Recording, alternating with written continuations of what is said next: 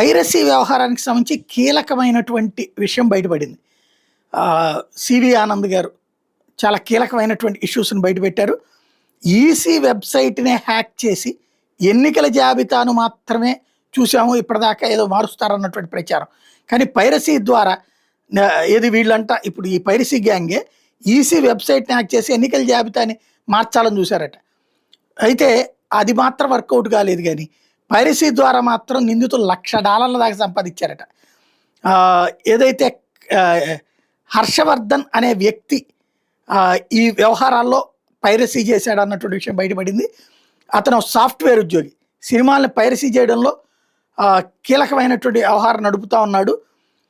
ఇతను చాలా hard core అన్నటువంటి విషయాన్ని సివి ఆనంద్ చెప్పుకొచ్చారు.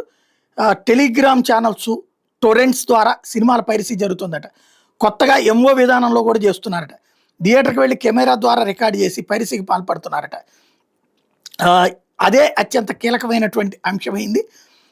ఇందులో ప్రధాన నిందితుడు సినిమాకి వెళ్ళి కెమెరా ద్వారా రికార్డింగ్ చేసి టెలిగ్రామ్ ఛానల్ ద్వారా మరొక వాళ్ళకి పంపిస్తూ ఉన్నాడు. డిజిటల్ శాటిలైట్స్ను కూడా హ్యాక్ చేసి పైరసీ చేస్తున్నారు.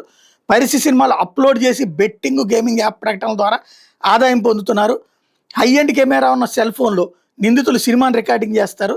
సెల్ ఫోన్లను జేబులో కానీ పాప్కార్న్ డబ్బాలో కానీ పెడతారు. కిరణ్ అనేటటువంటి వాడు మొన్న 2 నెలల క్రితం పట్టుబడ్డటువంటి వాడు దీనికి మూల సూత్రధారి. వాడి ముఠా ప్రత్యేకమైన యాప్ల ద్వారా సినిమాలను పైరసీ చేసింది. రికార్డింగ్ చేస్తున్నప్పుడు సెల్ ఫోన్ స్క్రీన్ లైట్ కూడా ఆఫ్లో ఉంటుంది. దీంతో ఎవరికి అనుమానం రాకుండా చేసే దాంట్లో వీళ్ళు సిద్ధహస్తులయ్యారు. ఈ ముఠాను పట్టుకునేందుకు అత్యాధునిక టెక్నాలజీని వినియోగించారట పోలీసులు. ఎప్పటికీ పట్టుకోలేని టెక్నాలజీని వాడుతున్నామని నిందితులు చెప్తున్నారు. మేము కేసును ఛేదించిన విధానం తెలిసి షాక్ అయ్యారు నిందితుడు అంటూ అతడి బెట్టింగ్ యాప్ నుంచి నెలకు 9 లక్షల దాకా చెల్లింపులు జరిగినాయి అన్నటువంటి విషయాన్ని ఇక్కడ లెక్క తేల్చారు. క్రిప్టో కరెన్సీ పేమెంట్స్ ద్వారా మాకు కొంత క్లూ దొరికింది. మరో ప్రధాన నిందితుడు పాట్నాకు చెందినటువంటి అశ్విని కుమార్ హ్యాకింగ్లో నిపుణుడు. డిజిటల్ మీడియా సర్వర్స్ మొత్తం హ్యాక్ చేసే నైపుణ్యం వాడికి ఉంది. కొన్ని సందర్భాల్లో గవర్నమెంట్ వెబ్సైట్లను కూడా హ్యాక్ చేశాడు. ఎలక్షన్ కమిషన్ వెబ్సైట్ కూడా హ్యాక్ చేశాడు. ప్రభుత్వ వెబ్సైట్లు హ్యాక్ చేసి ఉద్యోగుల జీతాల వివరాలు పొందగలిగాడు. బీహార్లో ఉన్న ఇంటిని టచ్ చేస్తే 22 సీసీ కెమెరాలు పెట్టుకున్నాడు. పాట్నాలో కూర్చుని పలు కంపెనీల సైట్లను హ్యాక్ చేస్తుంటాడు.